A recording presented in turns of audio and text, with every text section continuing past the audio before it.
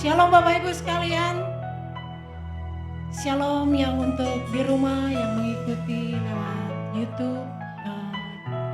Selamat pagi. Puji Tuhan dalam nama Yesus. Kita percaya buat kasih karunia-Nya yang begitu luar biasa dalam hidup kita. Boleh sama-sama saya mengundang kita bangkit berdiri, kita berdoa bersama-sama terlebih dahulu. Kasih yang luar biasa, kasih Yesus yang sangat luar biasa dalam kehidupan kita. Terima kasih Tuhan buat hari ini. Terima kasih ya Bapa untuk kasih setiamu yang tidak pernah habis dalam hidup kami. Terima kasih Tuhan buat kebaikan-Mu, buat kasih setiamu Tuhan. Kami percaya kami ada di sini anugerah dan cinta-Mu yang luar biasa dalam kehidupan kami. Terima kasih ya Bapa. Kami memberikan pujian kami, penyembahan kami ya Bapa. Dan kami percaya Engkau sudah ada di sini Tuhan. Bersama para malaikat-Mu Tuhan, melingkupi tempat ini dan kami semua. Di dalam nama Tuhan Yesus kami mengucap syukur buat kasih setiamu yang luar biasa. Haleluya, amin. Boleh saya undang untuk kita bangkit berdiri, berikan salam kiri kanan depan belakangmu, katakan Tuhan Yesus baik. Yes.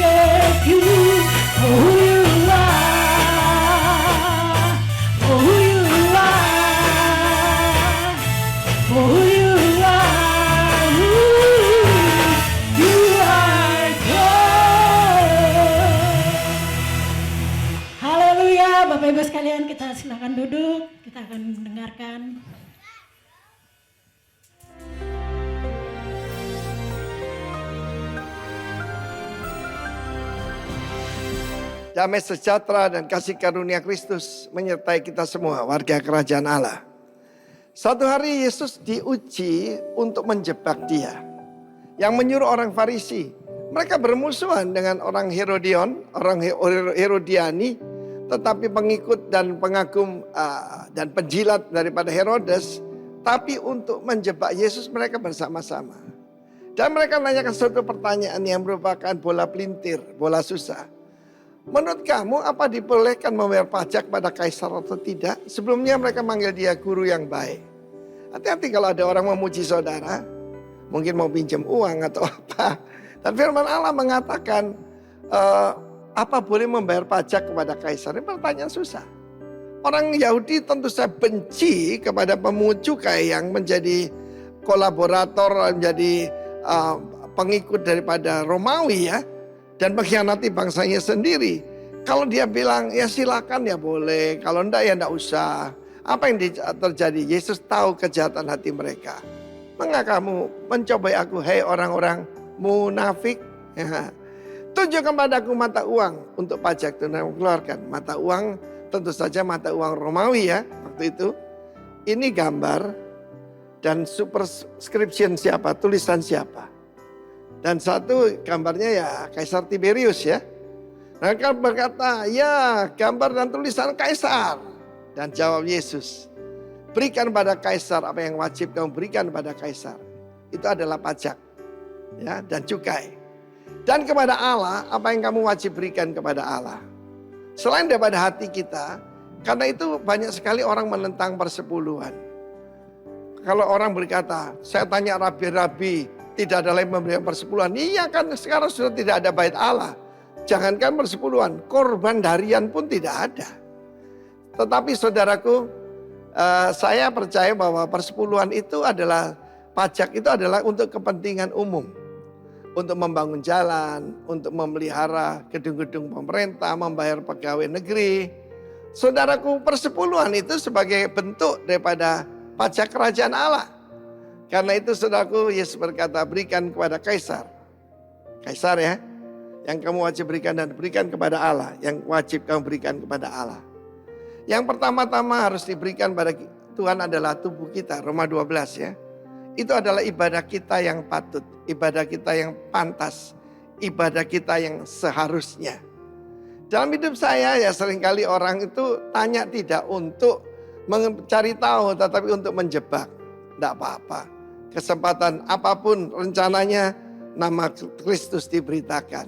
Mereka semua terdiam dan meninggalkan Yesus.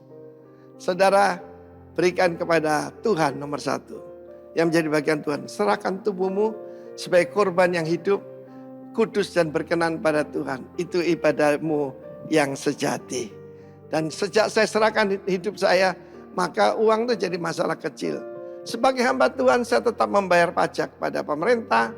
Dan tentu saja saya dahulukan yang kepada Tuhan. Jangan hitung-hitungan dengan Tuhan saudara. Ya, kalau kita tidak hitung-hitungan dengan Tuhan, Tuhan juga sama sekali tidak hitung-hitungan dengan kita. To God be the glory. To God be the honor. Dan juga persembahan tubuh kita. God bless you. Amin. Amin, amin, amin. Selamat pagi semua, gimana kabar Anda hari ini? Dingin di depan saudara? Lumayan dingin. Well, welcome, selamat datang dalam ibadah Gereja Rock yang ada di kota Philadelphia ini. Seperti Anda lihat tadi, itu adalah Bapak Timotius Arifin, founder dari Gereja Rock. Dan kita adalah bagian dari berapa banyak gereja yang ada di dunia, kita ada di kota Philadelphia. Jadi selamat datang dalam keluarga Gereja Rock. Kita selalu menyebut ini, kalau Anda nggak punya komunitas, Anda nggak punya keluarga rohani, saya berdoa supaya Anda bisa menjadikan kami menjadi keluarga rohani Anda. Jadi saya ingin mengucapkan selamat datang kalau ada yang baru pertama kali hadir di tempat ini. Kami senang sekali bertemu dengan Anda. Kita akan mengumumkan beberapa hal, saudara, sambil kita mempersiapkan persembahan kita. Ada pengumuman tentang retreat yang Nana akan umumkan, silakan. Shalom semuanya, selamat pagi. Saya cuma mau mengingatkan aja untuk Anda yang udah daftar ke retret. Kalau minggu depan adalah waktu untuk kita melunaskan ya. melunaskan untuk biaya kamar Anda. Dan jika Anda memutuskan untuk ikut kita habis sesi yang terakhir setelah retreatnya selesai, kita akan pergi buffet sama-sama di Grand China, di Chinatown Buffet namanya. Kita akan pergi ke sana bareng-bareng. Biayanya adalah $15 per orang, itu untuk yang dewasa. Untuk anak umur 5 ke bawah itu gratis. Tapi cuman biaya $15 ini itu enggak termasuk soda ya, tapi termasuk air sama teh dikasih $15 itu. Tapi kalau Anda mau order soda nanti itu nanti ekstra. Nah jadi kalau misalnya itu minggu depan kita kalau bisa mulai dilunaskan biaya retreatnya termasuk buffetnya. Ya, itu aja segitu aja pengumumannya. Kita udah mulai atur juga untuk transportasi. Kalau ada dari Anda yang mau bawa kendaraan sendiri nanti juga bisa kasih tahu kita. Dan kalau Anda bisa membawa penumpang juga mungkin bisa kasih tahu kita supaya bisa diaturkan transportasinya. Gitu aja, terima kasih. Pengumuman tambahan tentang retreat, kayaknya saya juga nggak pernah memberitahu ini kepada Anda bahwa pembicara dari di retreat ini adalah ada beberapa saudara. Namanya yang pertama adalah Pak Virgo. Pak Virgo ini salah satu profesor di salah satu universitas di California. Memang fokus dia adalah tentang keluarga dan juga mental health. Makanya retreat kita kali ini kita kasih judul Healthy Self, Healthy Family. Jadi kita akan banyak ngomongin tentang kesehatan, emosi setiap pribadi yang pada akhirnya pasti akan menular kepada kesehatan dalam keluarga kita gitu saudara. Nah pembicara berikutnya adalah Bapak Pendeta Nala. Bapak Pendeta Nala ini mempunyai gereja namanya EEC di Bandung. Gereja yang dipenuhi dengan banyak anak muda yang sangat bertumbuh saudara. Jadi Pak Nala ini juga waktu kita mulai mengundang beberapa pembicara, ternyata beliau khusus datang sebentar untuk retreat ini dengan biaya mereka sendiri dan datang hari Rabu atau hari Rabu lalu hari Sabtu udah kembali ke Indonesia. Jadi khusus mereka Pak Nala ini sangat generous dengan waktunya dan tenaganya untuk terbang ke sini khusus untuk jadi berkat buat kita semua. Terus juga kalau Anda yang sering nonton YouTube, dengerin lagu pujian, ada namanya Yesua Abraham, salah satu penyanyi rohani.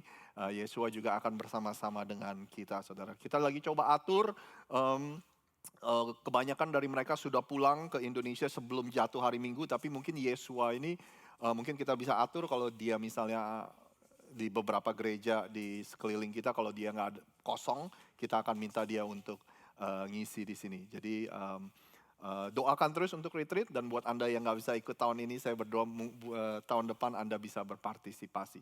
Jadi itu aja sih pengumuman, ada tambahan pengumuman dari yang lain.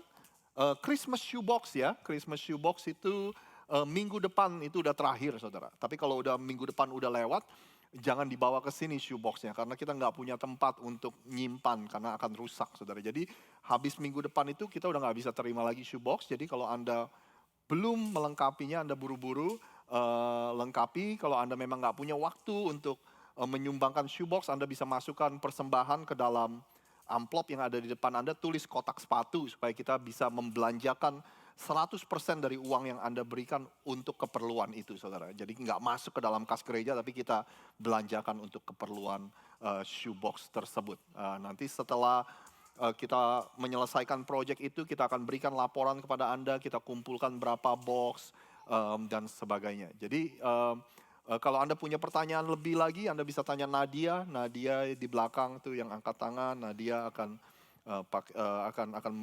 menjawab pertanyaan Anda. Kalau Anda punya pertanyaan tentang retreat tambahan, Anda tanya ke Nana atau ke Evelyn. Anda cari tahu aja yang mana mereka ini. Udah, gitu aja. Nanti setelah ibadah akan ada perjamuan dari Tante Sheni. Tante Sheni berulang tahun. Kita juga akan berdoa sebelum kita menutup. Ya, berikan tepuk tangan saudara. Ada persembahan dari Tante Sheni untuk kita semua berupa makan siang dan sebagainya.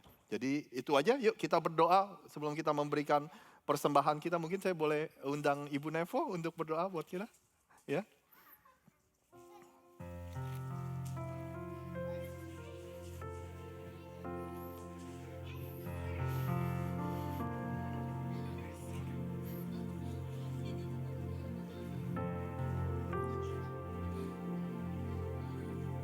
Bapa di dalam nama Tuhan Yesus Kristus, kami mengucap syukur senantiasa penyertaan-Mu yang selalu menyertai kami Ya, hari demi hari. ya, Dan pada saat ini Tuhan, kami memberikan yang terbaik ya Tuhan Yesus. untuk pekerjaan-Mu di dalam hidup kami, dalam dunia ini. Bapa, berkatilah anak-anak-Mu senantiasa, kesehatan, pekerjaan, Ya, juga Tuhan keuangan. Bapa, kami mengucap syukur senantiasa. Terima kasih. Terima kasih Tuhan atas kasih-Mu, Terima atas kasih. cinta-Mu kepada kami. Terima kasih. Engkau telah mengorbankan diri-Mu, Engkau mengorbankan di atas kayu salib untuk menyelamatkan kami. Ya, Maka dari itu Tuhan, biarlah Engkau terus mengingatkan kami bahwa kami ini adalah anak-anak yang Engkau kasihi. amin. Terima kasih Tuhan, kami memberikan yang terbaik. Dalam nama Yesus Kristus kami mengucap syukur. Amin. Amin, amin. Selamat memberi. Terima kasih Tuhan.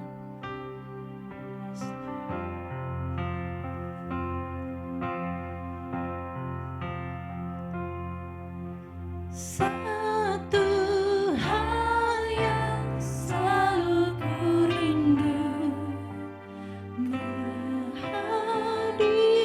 kehadiran-Mu. Satu hal yang jadi hasratku, menyenangkan-Mu.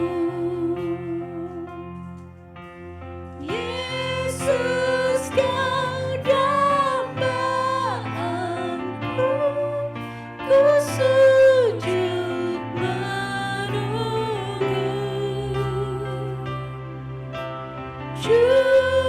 Curahkan urapan-Mu saat ku salamu.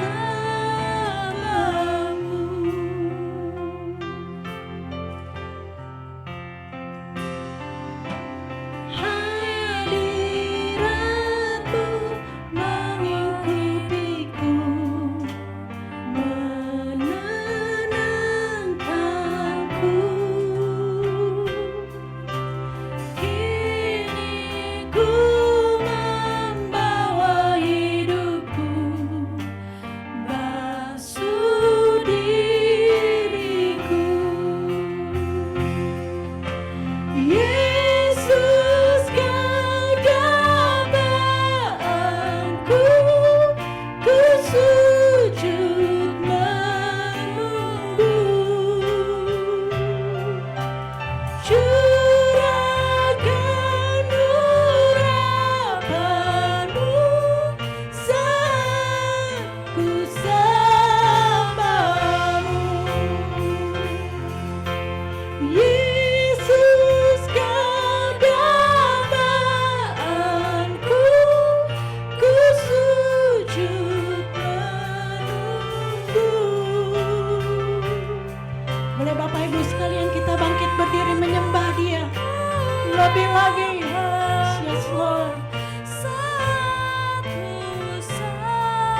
Sembah-Mu, sama-sama lebih katakan, Yesus, Kau dambaan-Ku,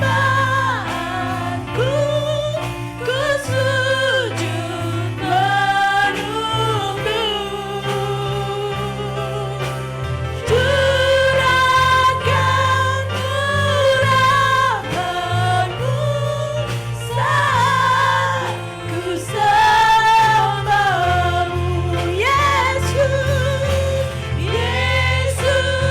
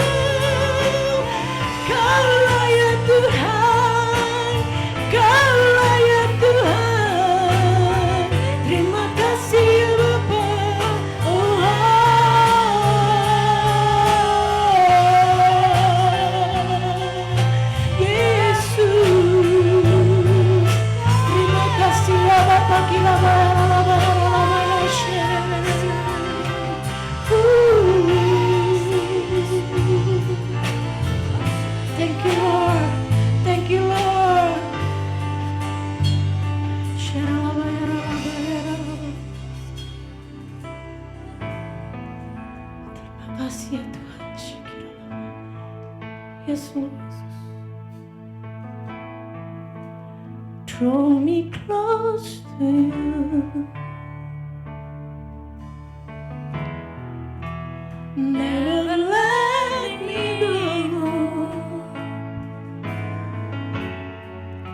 I lay down again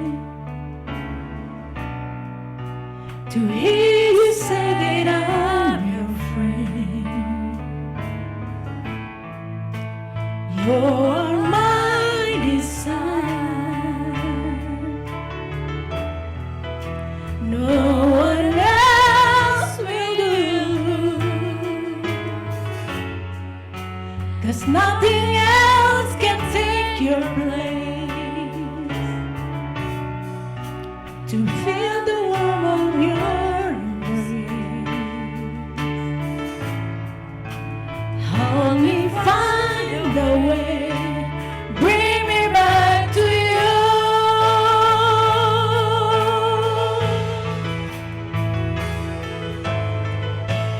You're all I want.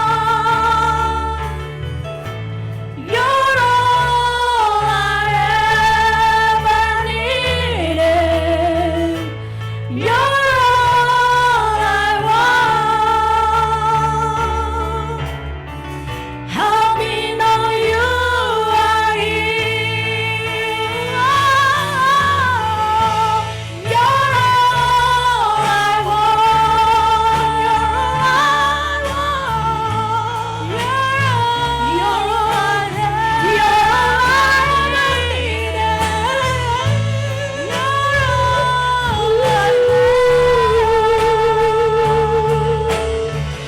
Help me know you are here. Singing, you're all I want.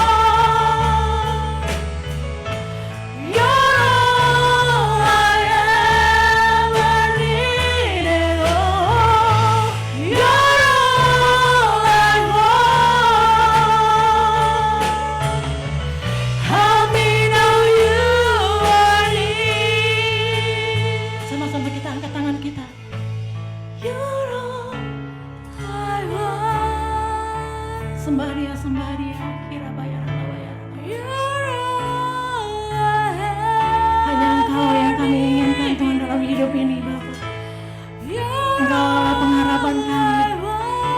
Engkau adalah tempat kami bersandar ya Tuhan. Yes, Lord. Singing more, yes Lord. You're all I want. Yes you are, yes God. Kira bayar.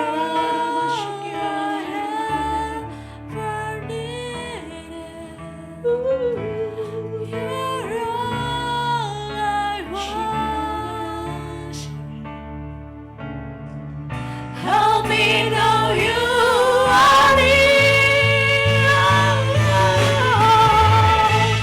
You're all I want. You're all I want. I ever needed. You're all I want.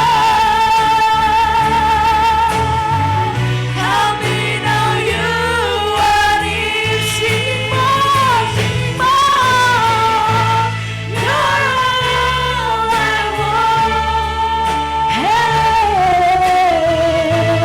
you're all I have. You are.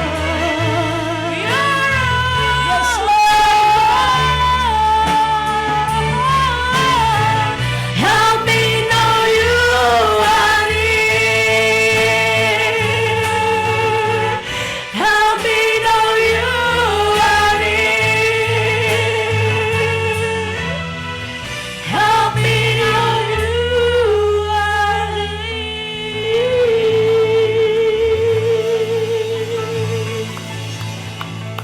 Sekali lagi kita beri sorak-sorai yang paling meriah untuk Tuhan kita. Come on. Woo!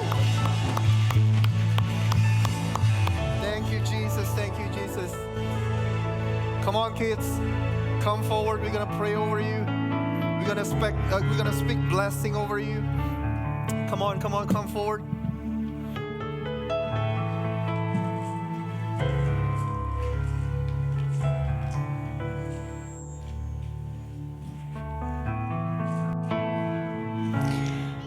Mari kita arahkan tangan kita kepada anak-anak ini.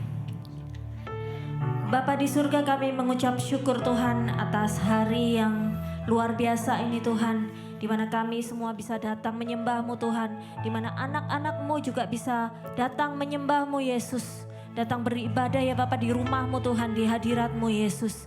Kami berdoa untuk tiap anak-anak ini Tuhan, Engkau yang turunkan berkat-Mu ya Bapa, berkat surgawi-Mu turun atas setiap anak-anak ini Tuhan. Engkau yang jamin masa depan mereka Tuhan, Engkau yang jamin ya Bapa tujuan hidup mereka Yesus.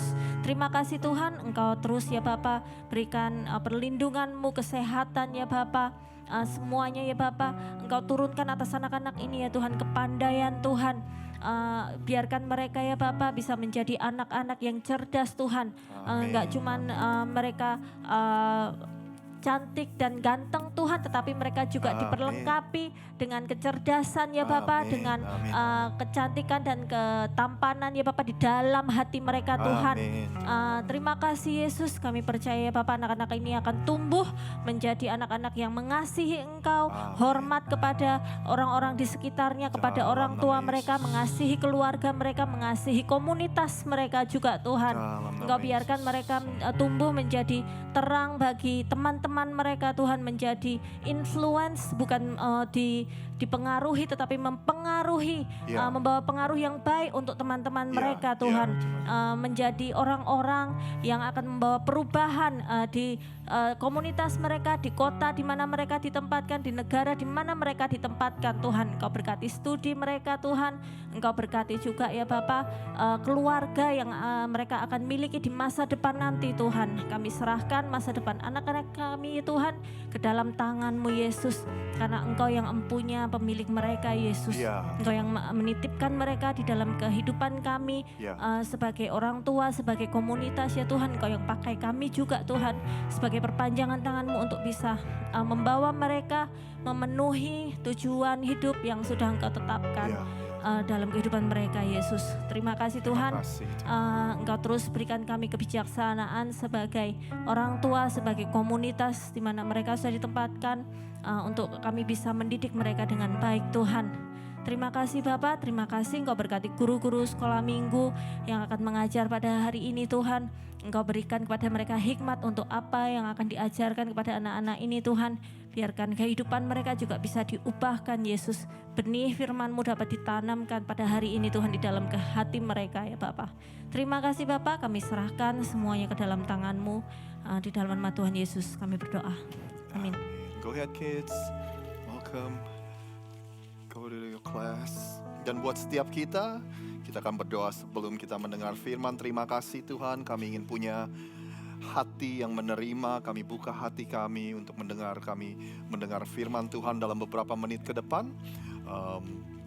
Tuhan bantu, Tuhan urapi pembicara supaya bisa mengkomunikasikan firman-Mu dengan bahasa yang mudah dimengerti. Untuk setiap kami yang mendengar, Tuhan berikan kami hikmat dan kemampuan untuk kami bisa mencerna dan mengerti apa yang akan kami pelajari. Kami percaya Roh Kudus yang akan membantu untuk kami melakukan itu semua. Oleh sebab itu berbicara kepada setiap kami ya Tuhan, di dalam nama Tuhan Yesus kami sudah berdoa. Yang percaya sama-sama katakan amin. Anda dipersilakan duduk.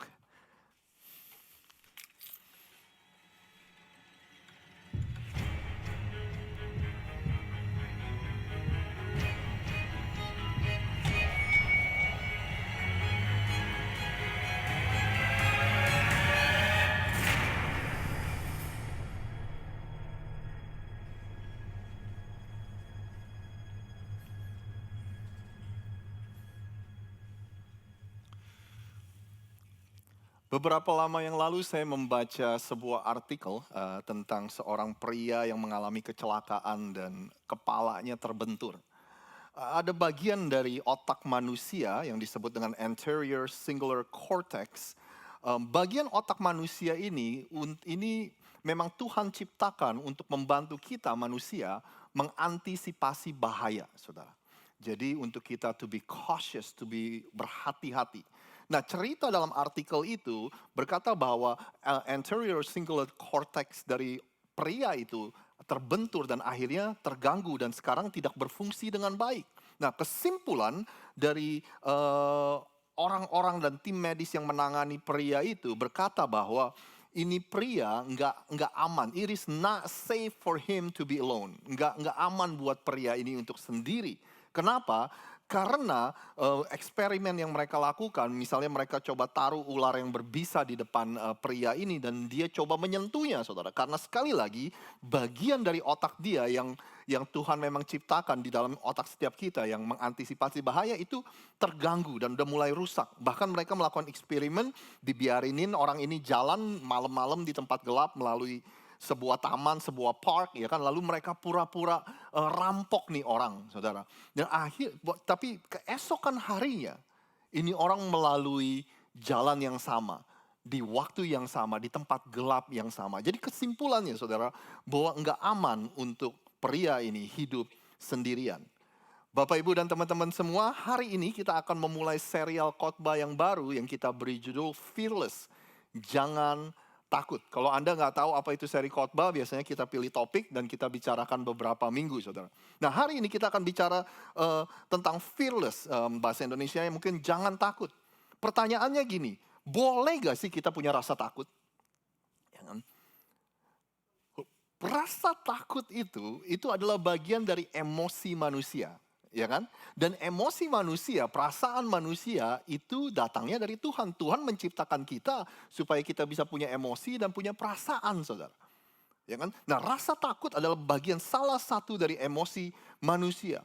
Dan tentu saja berdasarkan cerita yang kita barusan dengar, sedikit rasa takut itu sangat berfungsi dan sangat baik buat kehidupan setiap kita. Sedikit rasa takut dalam kehidupan kita itu mengizinkan kita atau memberikan kita kemampuan untuk mengantisipasi bahaya, ya kan, bahkan untuk memprediksi bahaya. Ya kan, sedikit rasa takut membuat Anda berhati-hati ketika menyeberang jalan. Benar ya? Sedikit rasa takut kalau Anda lihat gedung yang kebakaran membuat Anda bukan lari masuk tapi lari keluar, saudara. Ya kan, itulah gunanya sedikit rasa takut. Tapi kalau kita hidup dalam ketakutan, itu membuat kita menjadi lumpuh. Mau begini nggak berani, mau begitu nggak berani, ya kan? Mau ini takut, mau itu takut. Kalau kita hidup dalam ketakutan, itu membuat kita menjadi penuh kecemasan, kekhawatiran, saudara. Mau bikin keputusan apa-apa, kita takut. Jadi energi, tenaga kita, waktu kita yang kita gunakan seharusnya untuk menjadi kreatif atau menjadi produktif. Tapi karena kita hidup dalam ketakutan, maka energi dan tenaga kita gunakan untuk khawatir, untuk cemas, dan untuk hidup dalam ketakutan. Jadi jawabannya apa, Rosid? Punya rasa takut atau jangan punya rasa takut? Jawabannya yes, ya kan, saudara? Sedikit rasa takut berguna buat kita, kebanyakan rasa takut bisa melumpuhkan kita. Jadi intinya ada perbedaan yang sangat besar antara punya rasa takut dan hidup dalam ketakutan. Anda bersama saya? Ya, saudara? Nah, tentu saja Tuhan nggak mau kita hidup dalam ketakutan. Nah, di serial khotbah ini, saya masih nggak tahu kita akan melakukan ini berapa minggu, saudara. Tapi kita akan bicarakan beberapa tipe ketakutan. Hari ini khususnya, kita akan bicara tentang the fear of unknown. Ketakutan akan hal-hal yang kita nggak ketahui, saudara. Minggu depan mungkin kita akan bicarakan untuk membicarakan ini, saudara. The fear of not having enough. Ketakutan kayak gimana kalau misalnya kita nggak punya cukup, saudara. Nggak punya cukup uang, nggak punya cukup waktu, nggak punya cukup kekuatan, nggak punya cukup hikmat, nggak punya cukup tenaga, saudara. Yang itu mudah-mudahan kita akan bicarakan minggu depan. Tapi hari ini, the fear of the unknown.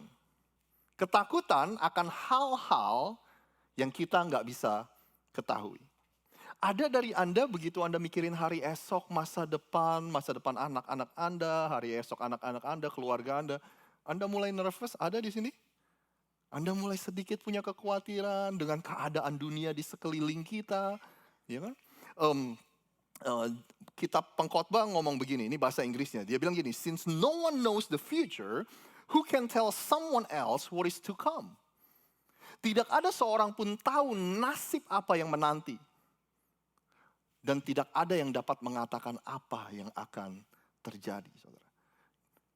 Si penulis kitab Pengkhotbah ini bilang, kalau nggak ada yang tahu tentang hari esok, tentang masa depan, kalau gitu siapa yang akan kasih tahu kita tentang apa yang akan terjadi besok? Dengan kata lain, kalau Anda adalah orang-orang yang suka pergi ke peramal, jangan pergi ke peramal yang masih nanya siapa nama Anda, ya kan? Kalau Anda pergi ke peramal, pergilah ke peramal, nanti Anda waktu bayarnya Anda bilang, kamu tebak aja sendiri kartu kredit saya nomornya berapa, saudara. Ya. Jangan pergi ke peramal yang masih nanya nama Anda, saudara. Tapi apa yang terlintas dalam benak Anda, dalam pikiran Anda waktu Anda mikirin hari esok, masa depan, hal-hal yang kita nggak bisa ketahui. Kita nonton berita yang kita lihat perang di sana, perang di sini. Kita nonton berita lokal yang kita lihat kejahatan di daerah sini, di neighborhood sini, di neighborhood itu, saudara. Ya kan? Kita ngobrol sama teman-teman yang kita dengar pekerjaan susah. Ya kan, ada teman yang udah gak kerja beberapa hari, beberapa minggu, saudara. Ya kan, kita pergi belanja yang kita lihat barang-barang makin mahal. Ada yang khawatir tentang hari esok dan masa depan? Ketika Anda melihat kehidupan pribadi Anda mulai berpikir tentang hari esok. Gimana kalau besok saya gak punya tenaga lagi, saya gak kuat lagi untuk bekerja.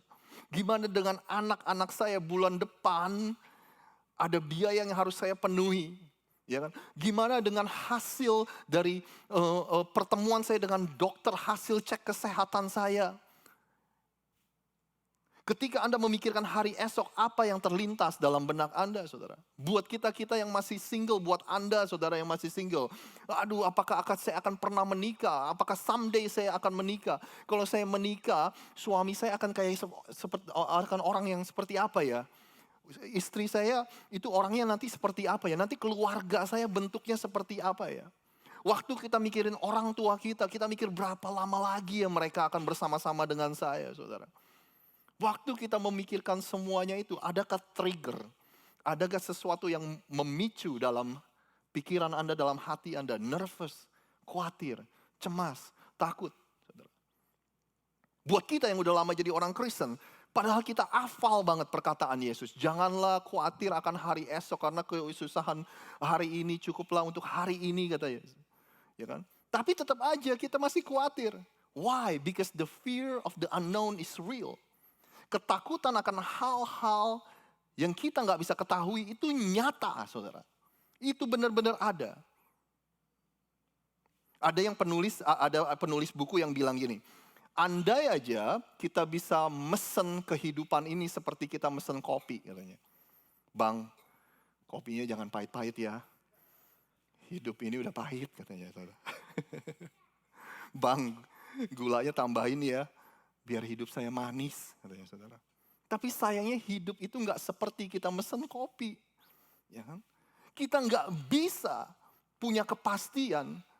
Saya akan sekolah di SMA ini, saya akan kuliah di tempat kuliah yang terbaik. Begitu lulus ada banyak perusahaan yang akan menunggu saya untuk memperkerjakan saya akan mendapatkan gaji-gaji yang fantastik. Kita nggak bisa memastikan hidup itu seperti itu, saudara. Umur 25 saya harus punya uang segini di bank account saya. Umur 30 saya akan menikah dengan gadis impian saya. Umur 35 waktu saya beli rumah, saya akan beli rumah di daerah sini. Waktu saya pensiun tabungan saya sudah segini, saudara. Kalau kita perlu akui hidup itu enggak selalu seperti yang kita rencanakan. Makanya ada istilah lika-liku. Hidup itu banyak tikungannya, katanya saudara. Hidup itu banyak uphills, naik turun. Hidup itu ada banyak stres-stres yang datang yang kita enggak undang. Ada banyak sekali transisi dalam kehidupan, ada banyak sekali adaptasi dalam kehidupan. Ada banyak sekali kejutan-kejutan dalam kehidupan. Ada kejutan yang menyenangkan, ada kejutan yang enggak menyenangkan. Kita pikir kerjaan kita aman. Kita udah hitung-hitung nih, saya kerja di sini sejam berapa, seminggu saya dapat berapa, sebulan saya dapat berapa. Kalau saya kerja di sini kira-kira 10 tahun, lumayanlah saya bisa ngumpul ini. Besokan harinya kita masuk kerja, tiba-tiba ada pengumuman, perusahaan kita diambil alih oleh manajemen lain. Akan ada perubahan pimpinan. Akan ada pengurangan di dalam company ini, saudara. Pertanyaan yang sederhana, kalau kita nggak bisa memprediksi hari esok, nggak bisa tahu tentang hari esok, terus apa yang harus kita lakukan, saudara? Apakah kita udah berhenti untuk membuat perencanaan dalam kehidupan kita?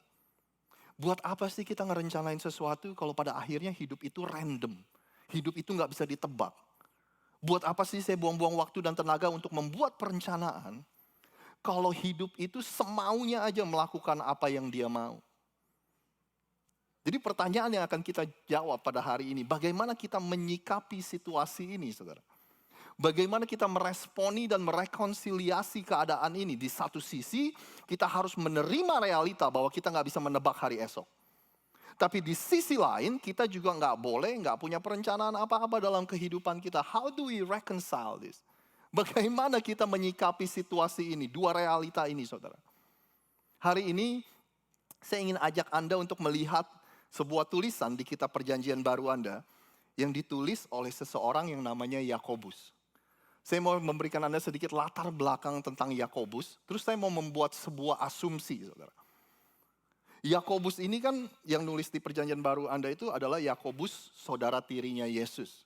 Ya, saudara tiri Yesus, kenapa disebut saudara tiri? Karena kan Yesus lahir dari perawan Maria. Jadi technically dia nggak punya ayah kandung, kan Maria melahirkan melalui perantaraan Roh Kudus, ya kan? Nah, begitu setelah perawan Maria melahirkan Yesus, lalu dia menikah dengan Yusuf dan mereka punya banyak anak. Nah, salah satunya adalah Yakobus, makanya disebut saudara tiri dari Yesus, Yakobus ini. Nah, kadang-kadang kalau kita baca Alkitab dengan mata orang normal, kita kan bukan scholar, kita kan bukan ahli dalam menyelidiki Alkitab dan sebagainya. Kalau kita baca Alkitab dengan mata orang normal, saudara, kadang-kadang masuk akalnya di sini, di mana saudara-saudaranya Yesus, termasuk Yakobus, mereka nggak percaya Yesus itu Tuhan, saudara. Ya kan, waktu dia mulai pelayanan, menyembuhkan banyak orang, dia mendeklarasi dirinya bahwa dia adalah anak Allah. Saudara-saudaranya bahkan menyebut Yesus adalah gila. Ada kok di Markus 3 kalau nggak salah ayat. Markus 3 lah di itu. Mereka menyebut Yesus ini sudah gila dengan mengaku-ngaku sebagai Tuhan. Dan seperti banyak orang termasuk murid-muridnya Yesus, setelah resurrection, setelah kebangkitan Yesus mati, lalu dia bangkit, mereka pada percaya, oh iya ya Yesus adalah Tuhan. Saudara.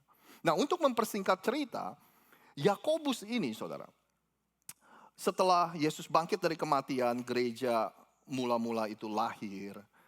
Yakobus ini menjadi pemimpin gereja di kota Yerusalem. Nah, ini ada satu asumsi yang saya mau buat.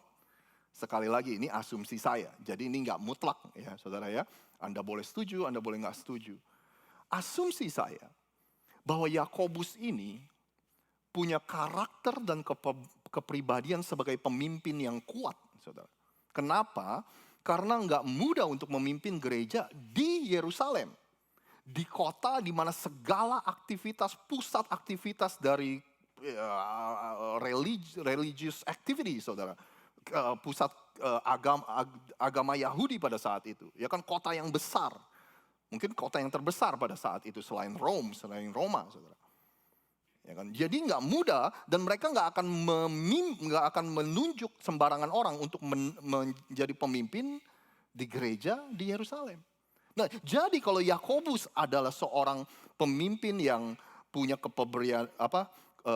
kepemimpinan yang kuat, punya karakter yang kuat, saudara, Anda juga bisa menebak dari tulisannya Yakobus. Kalau Anda baca kitab Yakobus, Anda akan bisa menebak ini si penulis ini pasti adalah orang yang straight to the point, yang langsung to the point, yang tegas, saudara. Siapa di sini yang pernah dengar ayat bilang gini? Iman tanpa perbuatan pada hakikatnya mati, saudara. Iman tanpa perbuatan itu adalah mati. Itu Yakobus yang tulis. Saudara. Nah, jadi dengan gambaran seperti itu, dengan kepribadian seperti itu, saudara, saya ingin ajak Anda untuk melihat tulisan yang akan kita lihat sebentar lagi. Bahkan kitab Yakobus ini sebenarnya, boleh sih tunggu ya, nanti kita back to the, there you go, thank you. Jadi sebenarnya kitab Yakobus ini juga ditulis untuk orang-orang yang ada dalam pelarian, saudara. Mereka lari karena dianiaya pada saat itu. Karena mereka orang Kristen, jadi mereka dianiaya. Nah, waktu dia menulis surat kepada orang-orang yang dianiaya ini, kita pikir seharusnya Yakobus punya empati dong untuk mereka. Mereka kan kasihan gitu. Tapi enggak, saudara. Yakobus itu, kalau kamu benar-benar serius dengan iman kekristenanmu, hidupilah imanmu. Jadilah orang Kristen yang serius, saudara. Nah, ada satu bagian dari kitab Yakobus yang mencoba untuk meresponi pertanyaan kita tadi. Gimana kita menyikapi antara kita nggak tahu akan hari esok, dan kita juga nggak punya perencanaan tentang hari esok. Anda masih bersama saya, saudara? Yuk kita lihat tulisan dari Yakobus. Saya ingin memberikan Anda latar belakang supaya semuanya clear, saudara. Dia bilang gini, Yakobus bilang gini, jadi sekarang, hai kamu yang berkata hari ini atau besok kami berangkat ke kota Anu dan di sana kami akan tinggal setahun dan berdagang serta mendapat untung. Kita berhenti di sini sebentar. Yakobus bilang, hai kalian, hai kamu yang tipe orangnya seperti saya, dia bilang gitu.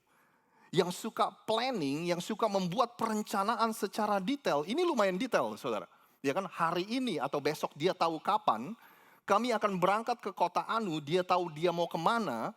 Di sana kami akan tinggal setahun, dia tahu dia berapa lama akan tinggal di sana. Dan di sana kita juga akan berdagang, kita udah tahu apa yang akan kita lakukan di sana. Bahkan dia memprediksi tentang hari esok serta mendapat untung. Kami bisa prediksi, kami akan mendapat untung. Buat kalian yang tipe-tipe seperti ini, kata Yakobus, kamu tahu apa yang kamu mau, future oriented, goal oriented, detail oriented. Selalu detail, mikirin masa depan. Yakobus bilang gini, saya akan berikan kalian fakta atau realita yang gak akan mudah untuk kalian terima. Dia bilang gini, sedang kamu tidak tahu apa yang akan terjadi besok. Apa arti hidupmu? How do you know what's gonna happen tomorrow, kata Yakobus, saudara. Bukan buat Anda aja, tapi buat Yakobus sekali lagi. Orang yang punya karakter dan tipe karakter yang seperti itu juga pasti sulit buat dia untuk menerima. Kita nggak tahu apa yang akan terjadi besok. Jangankan besok, entar malam aja kita nggak tahu apa yang akan terjadi. Kenapa? Karena hidup itu nggak seperti sains atau ilmu pasti, saudara. Ya kan, hidup itu nggak seperti ilmu matematika. 2 tambah 2 selalu 4. Iya sih, Anda bisa sedikit tebak patternnya atau polanya. Kalau lakuin ini ya kira-kira ini yang terjadi. Tapi kita nggak bisa pasti seperti ilmu matematika, saudara. Kenapa? Karena terlalu banyak faktor. Dan kejadian-kejadian yang membuat kita susah untuk menjamin dengan pasti besok tuh kayak gimana. Anda setuju gak kira-kira, saudara? Ini kan? Jadi si Yakobus bilang, apakah arti hidupmu? Kamu gak tahu apa yang terjadi besok. Dan kalau realita ini belum cukup, dia bilang gini lagi. Hidupmu itu sama seperti uap yang sebentar saja kelihatan lalu lenyap. Bukan saja kita gak bisa memprediksi hari esok, hidup itu juga singkat seperti uap. Seperti Anda masak Indomie, airnya ada uapnya saudara. Terus sebentaran udah hilang. Itulah hidup kita, singkat, pendek. Dan kita mikir loh kok jadi depresi begini Yakobus. Apa dong yang harus kita lakukan? Kalau gitu kita gak usah ngerencanain apa-apa tentang hari esok, tentang masa depan. Yakobus bilang gini, tunggu, saya belum selesai, kata Yakobus. Sebenarnya yang kamu harus katakan, jika Tuhan menghendakinya, kami akan hidup berbuat ini dan itu. Akhirnya sekarang kita bisa dapat pelajaran. Yang harus kita lakukan adalah kalau Tuhan menghendakinya, kalau ini kehendakmu Tuhan, maka kami akan lakukan ini dan lakukan itu. Yakobus bilang, go ahead and make a plan. Silakan buat perencanaan.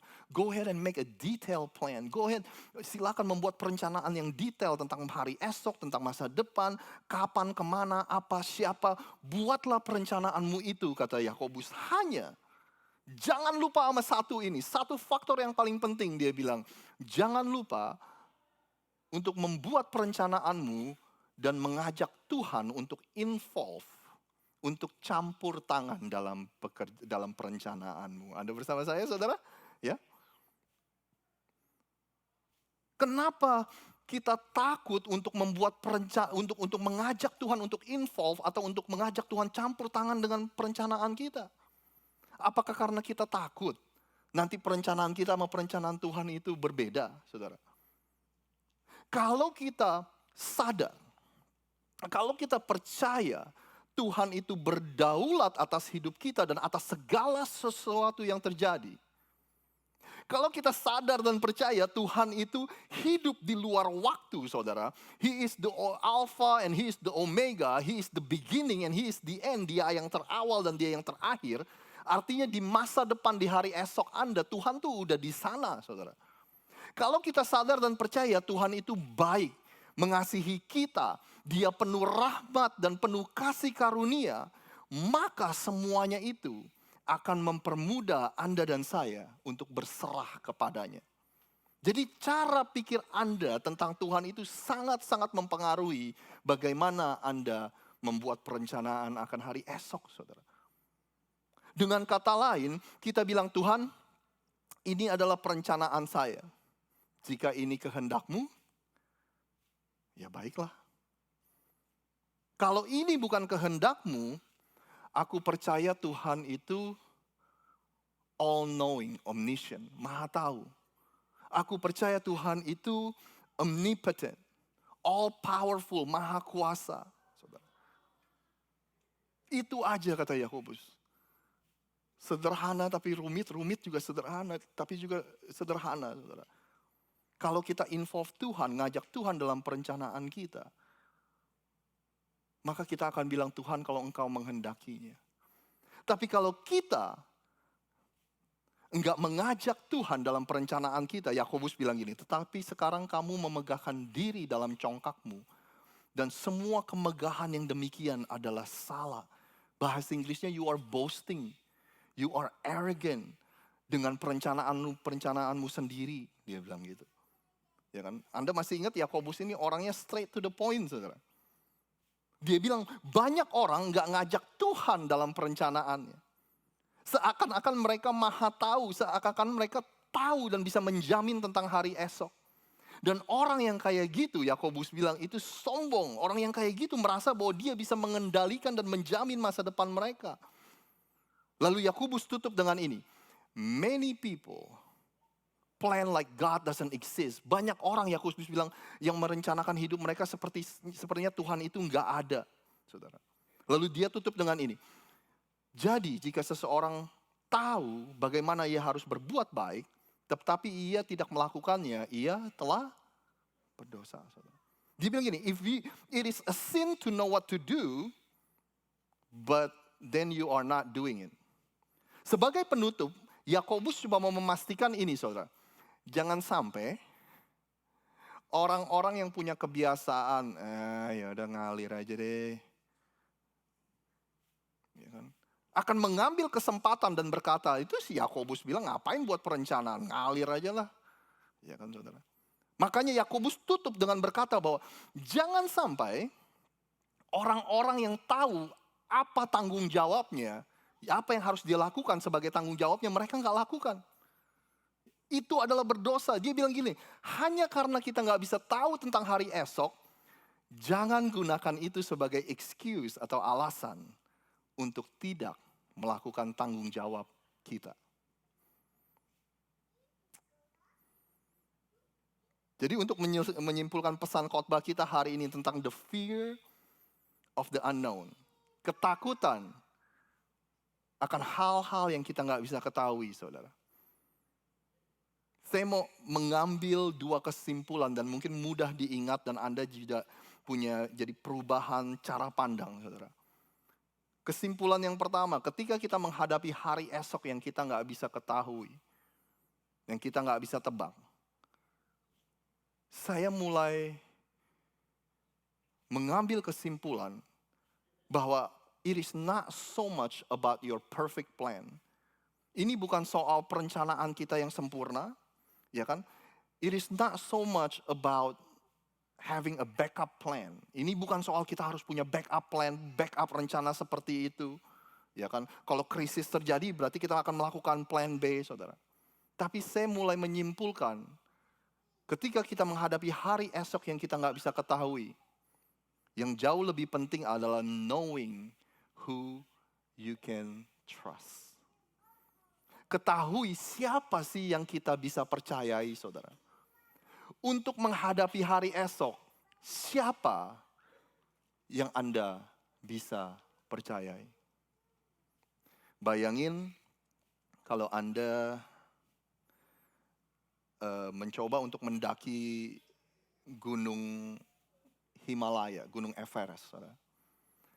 Bayangin kalau Anda mencoba untuk masuk ke dalam hutan Amazon di Amerika Selatan. Punya strategi yang baik, penting. Punya alat-alat yang lengkap, penting. Kalau Anda tanya saya, jauh lebih penting sama siapa saya akan melewati medan tersebut, saudara. Dengan siapa saya akan naik ke gunung itu, dengan siapa saya akan memasuki hutan itu, saudara. Ya kan? Itu jauh lebih penting ketika kita punya orang yang benar-benar mengenal medan yang akan kita lalui, seluk-beluk jalan yang akan kita tempuh, saudara. Demikian juga tentang hari esok, punya perencanaan sangatlah baik. Tapi punya seorang pribadi yang kita bisa percayai itu jauh lebih baik, saudara. Dan Tuhan mau jadi pribadi itu. Karena dia peduli. Karena dia mau involve, dia mau campur tangan dalam hidup Anda, dalam hari esok Anda. Saya nggak tahu kita menyadari gak saudara, kalau kita ini hidup di bawah payung yang disebut dengan the will of God. Kehendaknya Tuhan. Perencanaan kita akan hari esok, akan masa depan, semuanya ada di bawah payung yang disebut dengan kehendaknya Tuhan. Amsal 16 ayat 9 bilang gini, we can make our plan, but the Lord determine our steps. Manusia, hati manusia memikir-mikirkan jalannya, tapi Tuhanlah yang akan menentukan langkahnya. Boleh Anda baca ini bersama-sama dengan saya? 1, 2, 3. Hati manusia, tetapi Tuhanlah. Gimana kalau kita sadar bahwa perencanaan kita ada di bawah payung kehendak Tuhan, saudara? Ya kan? Jangan-jangan saya punya perencanaan ini karena Tuhan yang tanamkan benih itu dalam hati saya. Ya. Jangan-jangan Tuhan yang memberikan saya pemikiran seperti itu sehingga saya bisa mempunyai perencanaan yang seperti itu. Ada tokoh teolog, saudara, yang bernama Santo Agustinus, Saint Augustine. Dia bilang gini, pray as though everything depended on God. Work as though everything depended on you. Dia bilang berdoalah seperti seakan-akan semuanya bergantung kepada Tuhan. Terus dia bilang gini, bekerjalah seperti seakan-akan semuanya bergantung kepada diri kita sendiri. Kalau saya boleh ubah sedikit, ini kalimat dari Santo Rosit, saudara. Plan as though everything depended on you. Trust God as though everything depended on God. Buatlah perencanaan seperti seakan-akan semuanya bergantung kepada Anda. Setelah itu percayalah kepada Tuhan, berserahlah kepada Tuhan seperti seakan-akan semuanya bergantung kepada Tuhan, saudara. Saya berdoa supaya Anda tahu bahwa ketika kita bilang ya biar kehendak Tuhanlah yang terjadi, itu bukan cuma kata-kata kosong yang kita biasa ucapkan sebagai orang Kristen, saudara. Saya berdoa ketika Anda bilang, ya kalau Tuhan menghendakinya, itu bukanlah seperti aksesoris orang-orang Kristen yang kalau ngomong itu harus ngomong seperti itu. Saya berdoa Anda tahu itu, Yesus bilang gini, my food is doing the will of God. Makananku adalah melakukan kehendak Bapa, dia bilang gitu. Jadi melakukan kehendak Bapa, melakukan kehendak Tuhan, itu seperti bensin, seperti sumber nutrisi dalam kehidupan kita. Saudara. Jadi untuk menghadapi hari esok yang kita nggak bisa tebak, nggak bisa ketahui, ketahuilah siapa yang Anda bisa percayai tentang hari esok. Knowing who you can trust for your tomorrow. Yang kedua, yang terakhir. No, it is not so much about the goal that we achieve, but it's about the journey and the process. Ketahuilah hidup itu bukan soal target-target yang harus kita capai, saudara. Tapi hidup itu adalah sebuah proses dan sebuah perjalanan. Semakin Anda menyadari realita ini, semakin Anda dan saya bisa menikmati kehidupan kita, saudara. Kalau enggak, hidup itu akan menjadi ajang untuk, Anda punya daftar, oh ini cek, ini cek, ini cek, ini cek. Seperti checklist yang Anda lengkapi, saudara. Kalau Anda nggak menyadari ini, Anda nggak menikmati perjalanan hidup Anda dan proses Anda dan saya, kita nggak menikmatinya. Maka hidup itu seperti ajang kita kompetisi, saudara, atau enggak seperti salesman yang harus mencapai target, mencapai angka tertentu, saudara. Semakin cepat kita menyadari realita ini, semakin kita bisa menikmati perjalanan kehidupan kita. Saya mau ngajak Anda bayangin ini deh, buat Anda, kita banyak ya yang sudah menikah di sini ya. Tapi ada juga yang belum menikah. Coba bayangin sebentar, kalau Anda memasuki pernikahan Anda bilang gini, oh ini target saya buat pasangan saya, buat suami saya, buat istri saya. Nih ada checklist nih. Saya mau buat dia jadi orang yang seperti ini, seperti ini, seperti ini, seperti ini, seperti ini. Saya mau rubah pasangan saya supaya dia jadi seperti ini, seperti ini, seperti ini, seperti ini. Kalau itu target Anda ketika memasuki pernikahan, saya cuma mau nanya, how's your marriage? Ya, bagaimana keadaan pernikahan Anda? Kira-kira Anda bahagia gak sih? Bayangin kalau Anda punya anak, kita sebagai orang tua, kita bikin daftar buat anak kita. Pokoknya GPA-nya harus 4,0, dia harus masuk ke SMA yang terbaik, harus masuk Ivy League University, universitas yang terbaik.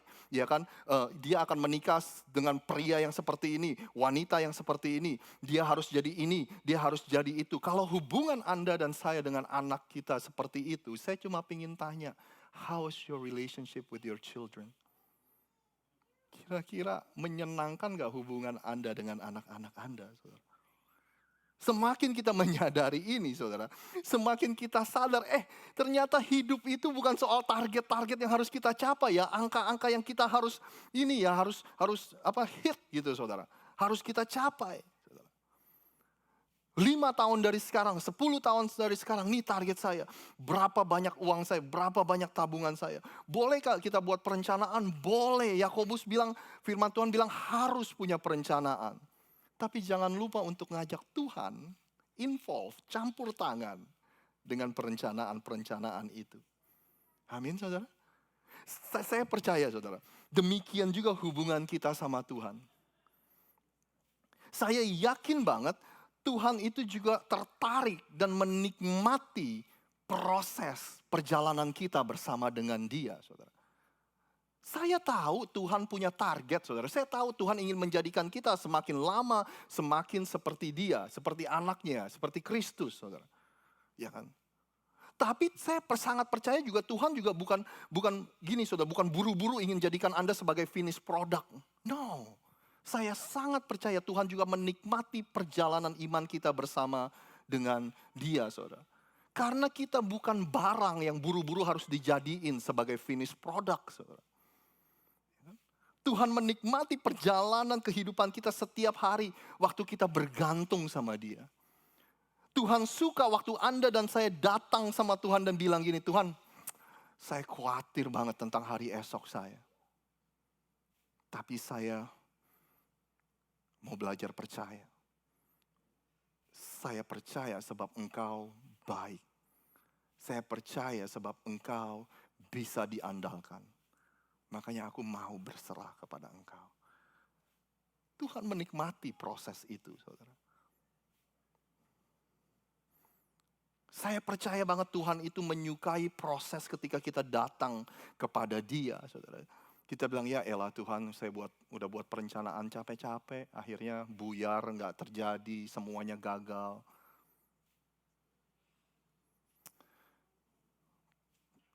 Tapi aku percaya kok, Tuhan yang akan menentukan langkah-langkahku. Tuhan yang akan menuntun aku ke hal-hal yang lain, yang jauh lebih baik dari apa yang saya sudah rencanakan. Plan as though everything is dependent on you. But surrender, trust God as everything depended on God. Buatlah perencanaan seperti seakan-akan semuanya tergantung dari kita. Berserah dan percayalah kepada Tuhan. Seperti seakan-akan semuanya bergantung kepada Tuhan, saudara. Boleh saya undang Anda semua untuk bangkit berdiri, kita akan berdoa. Yuk, kita tutup dalam doa. Bapak, kami ucap syukur untuk pagi siang hari ini kami boleh makan firman-Mu yang luar biasa untuk rohani kami. Dan sebentar kami juga akan pulang, kami akan menikmati makanan yang sudah disediakan. Biarlah itu menjadi kekuatan bagi kami, Tuhan.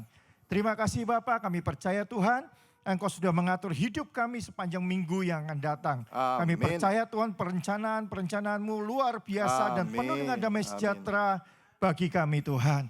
Sebentar kami akan berpisah satu dengan yang lain. Kami siap untuk menerima berkat Tuhan. Ya, Tuhan. Saudara-saudara yang dikasihi Tuhan, pulanglah dengan berkat yang terbaik dan yang luar biasa dari Bapa kita di surga, serta cinta kasih daripada anak yang tunggal Yesus Kristus, serta persekutuan yang manis dengan Roh Kudus. Dari hari ini sampai selama-lamanya, mari kita yang percaya, kita terima berkat sama-sama katakan. Amin. Anda Tuhan kasih Yesus memberkati. salam Happy Sunday. samping kiri kanan, katakan Happy Sunday. Jangan lupa kasih salam kepada Tante Siani. Happy birthday, Nan. Beautiful, okay?